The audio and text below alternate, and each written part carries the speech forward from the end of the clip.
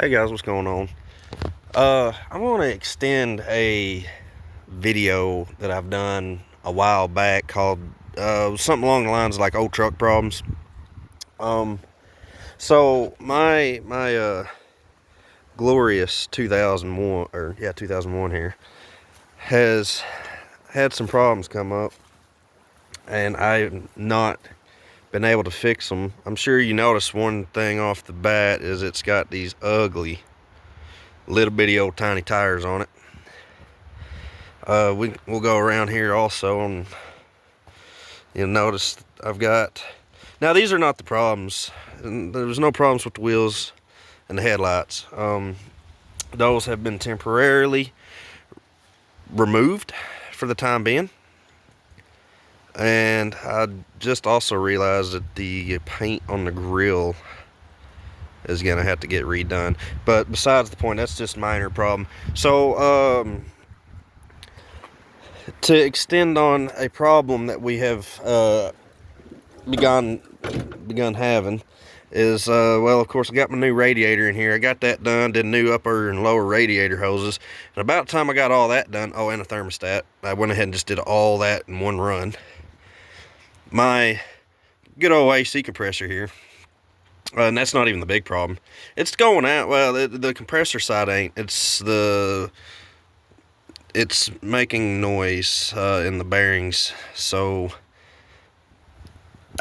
I'm gonna have to just replace that, and it's probably good anyway because it's all rusty and from when I had an engine fire. Don't worry, that engine fire wasn't nothing critical. It didn't hurt nothing too much. It just burned some paint.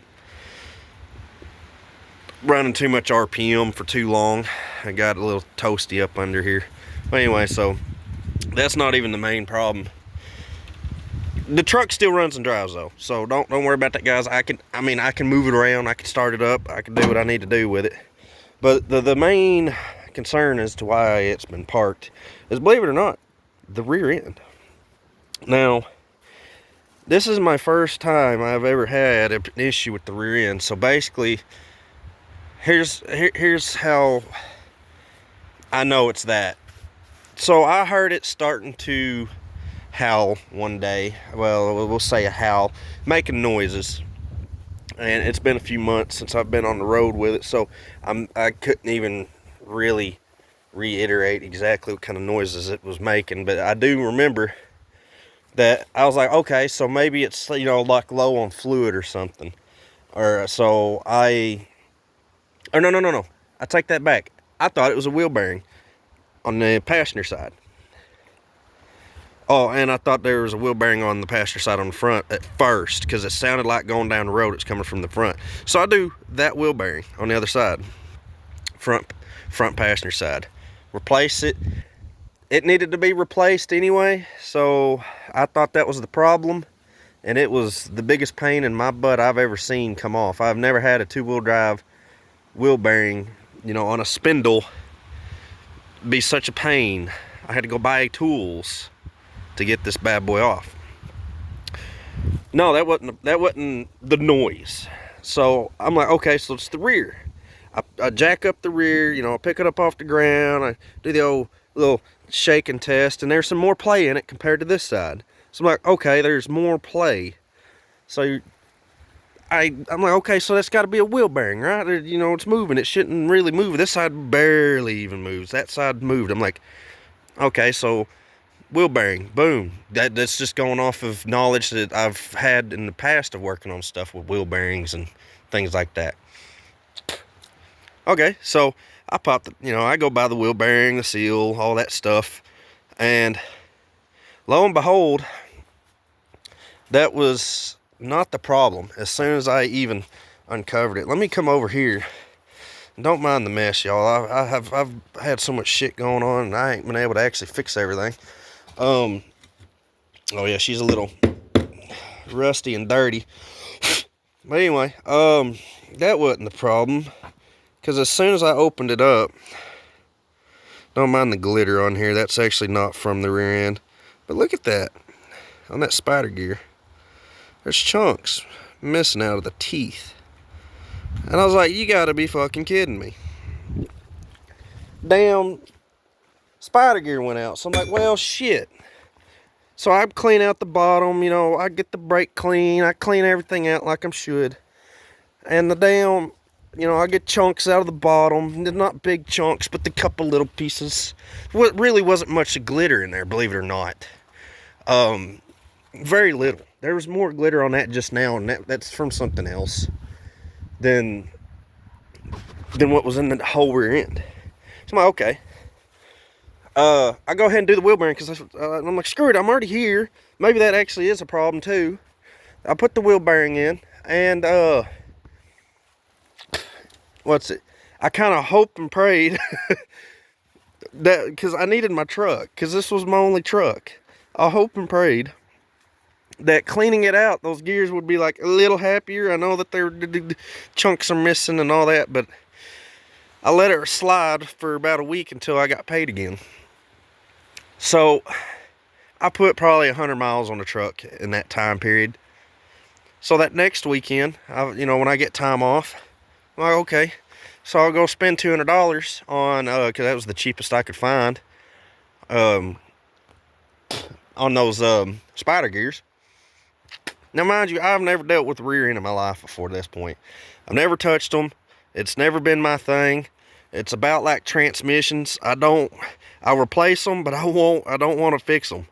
There's just too much, mainly a transmission, but there's just too much going on inside of there that's too sensitive. An engine's a little different for me. I'm a little bit, I know there's parts and pieces in there that's going on, and it can be complicated too, depending on what kind of motor it is. But this is an old Dodge. This one's got a 318 in it, so it's pretty straightforward. It's just a pushrod V8. But anyway, so I get those new ones so I put those new spider gears in there, and I use the new little, what are they called, like thrust washers. They go on the back side of the gear. I use the exact same amount. There's the same, you know, depth or whatever, thickness that come with the kit, because the kit comes with a couple different ones. So I make sure that those are all the space. Now, I don't have no special like calipers or whatever those tools are called where you can measure the thickness of stuff. So I just kind of literally just put them together and just kind of winged it. It looked right, so I went with it. Put the exact same ones in the exact same spots that came off. And there was only 2 gears. The main like ring gear and stuff was just fine, and the gears on the axle sides were just fine. It was just the well, no. I take that back. I think I replaced all 4 of them. Anyway, I replaced for sure broken pieces. And you know, the gear teeth were wore out. I could tell the difference between the new gears and the old gears. I'm like, okay, they needed some time. The truck's got 263,000 miles on it now. So it's like, I can see it needing the rear end, and I've been a little hard on it, I ain't gonna lie. I say little, this truck's been abused at times. That's why the engine bay was on fire at one point from running it too hard when I shouldn't have ran it. But anyway, so okay, so I put it all together, and everything's happy. So I get to driving it, and I'm like, okay, so this is gonna solve my problem. Nope, absolutely not. Whatever damage has been done, and I'm not even gonna fuck with it. So what's going on is, if you can imagine just driving down the road, right? You're driving in a straight line. It starts making now it had a pretty bad vibration with this. I can't remember if I think even with the new spider gears it still had it. But my main concern was there was a noise, right? So say if you're driving down the road, you're just tootling down the road, and you need the road bends left, so the weight of the vehicle shifts to the right. It would howl louder with the weight transferring to the passenger side. And going straight down the road, it would kind of howl, but not too bad. But when you needed to turn right in the road, so all the weight would transfer to the driver's side, it went completely dead silent. No noise. Now, I'm sure somebody watching this is probably like, oh, this was probably a simple fix here. Like I said, I don't mess with this stuff. I don't know. So, instead of doing that, I couldn't find a rear end for the right price. People were wanting $300 plus for rear ends. Now this is the 9 1/4 with a 12 bolt diff cover. I couldn't find the proper rear end for the price that made sense. Everybody was wanting 350, 300 at the lowest I think I seen for a guy who didn't even know if it was gonna work or not. I seen another one for 300. It needed a pinion bearing and seal, and I just don't want to fuck with all that. So I had a buddy of mine, he had another truck he was willing to do payments on, so I went and bought me another truck. I know, more expensive in the long run, but I needed something I could run and drive right now, and this was it. Now this bad boy's got its problems too. This has got a list of problems. However, it goes down the road and it gets me to and from work. So I took those little bitty wheels off this one. It's not only because of the aesthetics. I don't like those little wheels, but it was because this truck came from an auction. This truck sat for a long time.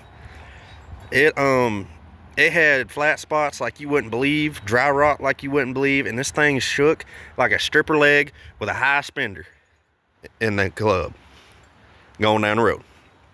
I couldn't do it.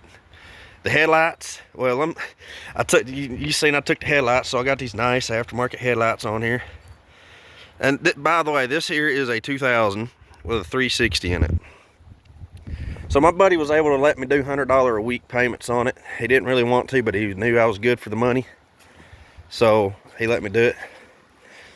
But the headlights, as you know, with any of these old second gens, these things are like damn candlesticks going down the road. You can't see shit. This is what I pulled out of. This was the one that stayed intact. The other one broke. So, old truck problems. This truck here, she's I don't know if it's the transmission or a rear end on this one going on, but there's definitely a noise coming from it going down the road. Kind of like a howling. I've just been ignoring it. That's just fuck it. I know it's a beautiful truck, it's blue, but this ain't my baby. My baby is that maroon one. Even though this has got the bigger motor, this one only has like 180,000 miles on it, so it's not as worn out. It's got more power. It's an extended cab, so it's got more room. It's just, I don't know. This one I don't care about as much, but this one here, it ain't even running right. I put a little effort into really figuring out why it's not running good. I don't think it's firing off all 8 cylinders, even though that's still a problem. It still runs better, or still will get down and outrun the 318. But I put new spark plugs in it. I replaced a few of the wires that were kind of iffy with some old wires that I knew were good off the 318. Not directly off of it, it's a set that I replaced, so that still got all of its plug wires, don't worry. But the ones I knew were good from the last time I did plug wires, and that has not resolved the issue. I checked resistance on all the fuel injectors, all of them. Now that I found out they were aftermarket ones in there, they were, what was it, about 15 and a half ohms according to my meter, which is higher than factory. Apparently, according to the book, they're supposed to be like 12 and a half plus 1.2, plus or minus 1.2. These were running 15. One of them was running 16 and a half. So I was like, well, maybe that's the bad one. I haven't really went through the trouble of replacing it because I have someone else who told me that it's possibly some corrosion going on in the rotor cap. Now, the problem is with the rotor cap, I don't want to fuck with it, because if you don't know what you're doing, which it shouldn't be, it should be pretty straightforward. The truck, you can fuck up your timing, and honestly, it's not that I'm worried that I would fuck it up. It's just, we'll just look where it's at. Back of the motor, back there behind the intake. I really don't want to reach in there and mess with all that.